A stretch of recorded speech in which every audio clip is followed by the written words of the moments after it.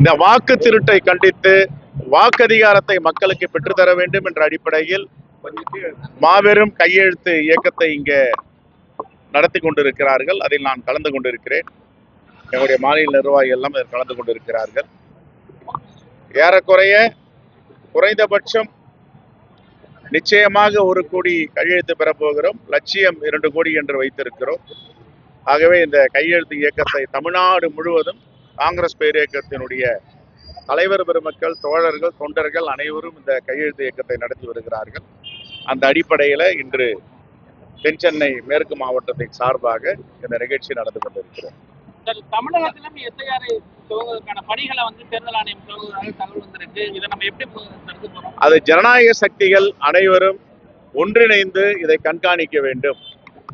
பாஜக என்ன சித்து விளையாட்டு வேண்டுமானாலும் தமிழ்நாட்டில் இறக்கிவிடலாம். அதை எதிர்கொள்வதற்கு அனைத்து ஜனநாயக சக்திகளும் ஒன்றிணைய வேண்டும். பீகாரில நடந்ததை போல், மகாராஷ்டிராவில் நடந்ததை போல், ஹரியானாவில் நடந்ததை போல், டெல்லியில நடந்ததை போல் தமிழ்நாட்டில் தமிழ்நாட்டு மக்களும் தமிழ்நாட்டில் இருக்கின்ற ஜனநாயக சக்திகளும் அனுமதிக்க மாட்டார்கள். இருந்த போதிலும் எல்லாத்திற்கும் தயாராக இருக்கின்ற RSS பாஜகவுடைய தேர்தல் வேலை திட்டங்களை குறுக்கு வழியில் வெற்றி பெற வேண்டும் என்ற இந்த திட்டங்களை முறியடிக்க வேண்டும். இதுதான் காங்கிரஸ் பேரியக்கத்துடைய வேண்டுகோள். பாமக தொடர்ந்து கேஸ் சென்சார் எடுத்தே ஆகணும், சென்சஸ் எடுத்தே ஆகணும்னு சொல்லி அன்புமணி சொல்லிக்கிட்டே இருக்காரு. ஏன் எடுக்க மாட்டீங்க அப்படிங்கிற ஒரு இது குற்றச்சாட்டு திமுக மேல காங்கிரஸ் மேலே வைக்கிறாரு. எப்படி பாருங்க? ஏன் நாங்க காங்கிரஸ் ஆளும் மாநிலங்கள்ல தெலுங்கானால எடுத்திருக்கிறோம். இப்ப கர்நாடகால 10 நாட்கள் பள்ளிக்கூடங்களுக்கு விடுமுறை விட்டுருக்கோம், எடுத்துட்டு இருக்காங்க. 2 விஷயம்தான், சென்சஸ் வேற, சர்வே வேற. இது 2த்துக்கும் பாமக தலைவர் அன்புமணி அவர்களுக்கு வித்தியாசம் தெரியல. நாம சர்வே எடுக்கலாம், மாநிலங்கள் அரசு சென்சஸ் எடுக்க முடியாது.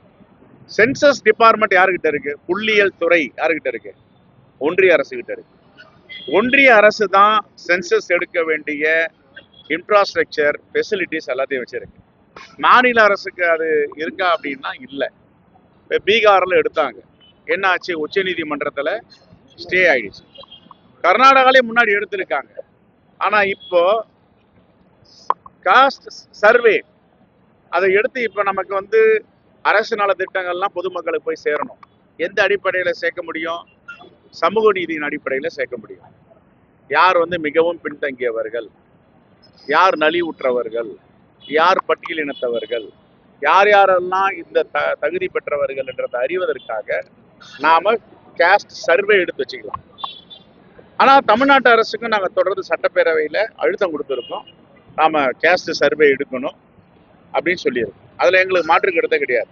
காங்கிரஸ் ஆளும் மாநிலங்களில் காஸ்ட் சர்வே எடுத்துக்கொண்டு இருக்கிறாங்க. தமிழகம் முழுவதும் வீரியம் எடுத்திருக்கக்கூடிய இந்த கையெழுத்து இயக்கம் பீகார் தேர்தலில் எவ்வாறு எதிரொலிக்கும்னு நினைக்கிறீங்க? இது மற்ற மாநில தேர்தலுக்கு எவ்வாறு உதாரணமாக இருக்கும்னு ஃபீல் பண்றீங்க? காங்கிரஸ் பேரியக்கம் மக்கள் இயக்கம், இது மக்களுக்காக இருக்கின்ற இயக்கம். மக்கள் தான் புரிஞ்சுக்கணும். மக்கள் என்ன புரிதல் ஏற்படணும்? இந்த 11 ஆண்டுகளா பிஜேபி ஆட்சியில நன்மைகள் என்ன, தீமைகள் என்ன புரிஞ்சுக்கணும். நன்மைகள், தீமைகள், ஊழல்கள் ஒரு பக்கம் இருந்தாலும் வாக்குகளை அடி வயிற்றில் கையை வைப்பதுன்னு சொல்லுவாங்க. அடி வயிற்றிலே கை வைக்கிறது. உன்னுடைய வாக்குரிமை உனக்கு இல்ல. இறந்து போனவர்களுக்கு நாங்க வாக்குரிமை கொடுப்போம், உயிரோடு இருப்பவர்களுக்கு வாக்குரிமை கொடுக்க மாட்டோம். இதையும் பார்த்துட்டு இருக்காங்க. மக்கள் தான் முடிவு எடுக்கணும். மக்களுக்கான இயக்கம் அது. வெற்றியோ வெற்றி வாய்ப்பை எழுந்திருக்கிறோம் என்பதை பற்றி காங்கிரஸ் பேருக்கு எந்த காலத்திலும் கவலைப்பட்டதில்லை. ஏனென்றால் அரசியல் அதிகாரத்தை கைப்பற்ற வேண்டும் என்ற நிலை காங்கிரசிற்கு ஒருபோதும் கிடையாது. மக்களுக்காக சேவையாற்றுவது, மக்களுடைய குரலாக இருப்பது, அதான் எங்க தலைவர் ராகுல் காந்தி மக்களின் குரலாக, மக்களின் முகமாக நாடாளுமன்றத்திலும் மக்கள் மன்றத்திலும் ஒழித்து கொண்டிருக்கிறார்.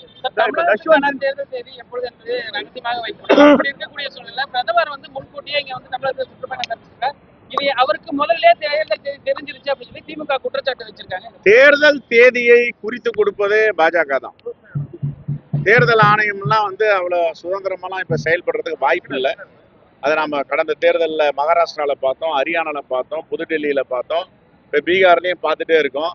பிரதமர் கடைசியா போயிட்டு அந்த 70,000 கோடி ரூபாய் நலத்திட்டங்கள் ஒரு வீட்டுக்கும் 10,000 ரூபாய் அறிவிச்சுட்டு வராரு.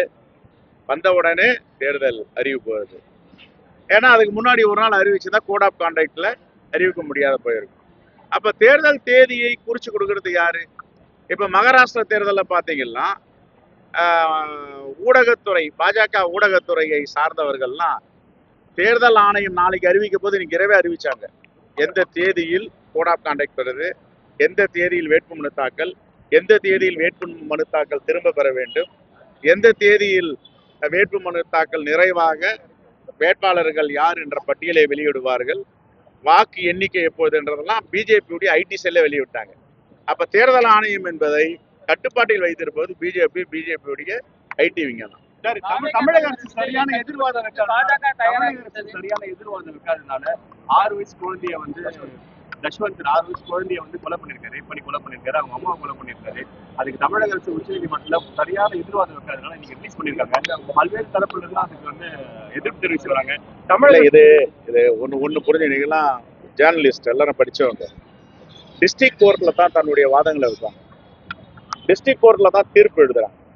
ஒரு மரண தண்டையோ ஆயுள் தண்டனையோ கொடுக்கணும், இது மாதிரி 302 கொலை குற்றத்துக்குன்னா டிஸ்ட்ரிக்ட் கோர்ட்ல தான் முதல் தீர்ப்பு வெளியிடப்படும். அந்த தீர்ப்பை வச்சுதான் உயர் நீதிமன்றத்துல இந்த தீர்ப்புல என்னென்ன சொல்லி இருக்காங்க அப்படின்றத பத்தி உயர் நீதிமன்றத்துல வாதாடுவாங்க.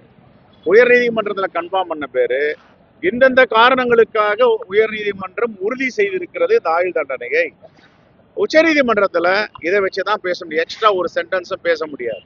ஏன்னா தீர்ப்பு எழுதியாச்சு. உச்ச நீதிமன்றத்தில் தமிழ்நாடு அரசு சரியா வாதிடல, அதனால இது அக்யூட்டல் ஆயிடுச்சு அப்படின்னா அது ஏற்புடையதல்ல.